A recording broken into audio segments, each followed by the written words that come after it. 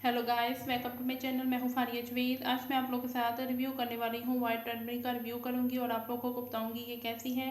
इसके रिजल्ट अच्छे हैं। इसका येलो येलो कलर बिल्कुल नहीं आएगा। आप इसको किसी भी रेमेडी में डाल के यूज़ कर सकते हो। ये वाइट टर्मरिक है। आप इसको दराज से भी बाय कर सकते हो। ये कचूर पाउडर है और इसको आप अपने फेस पे डाल के यूज़ कर सकते हो। वो किस तरह यूज़ कर सकते हो आप लोग, इसके ऊपर लिखा हुआ है। आप इसको कैसे यूज़ करोगे, आपने लेनी है 3 पिंच लोगे आपने ये कचूर पाउडर लेना है।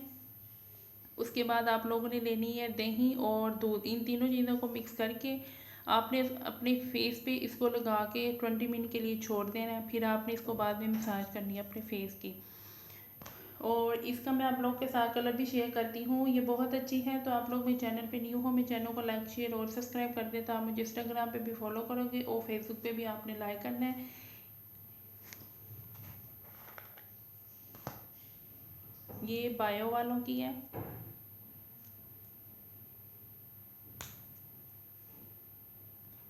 और ये देखें, इसका कलर बहुत अच्छा है। इसकी खुशबू भी बहुत अच्छी है।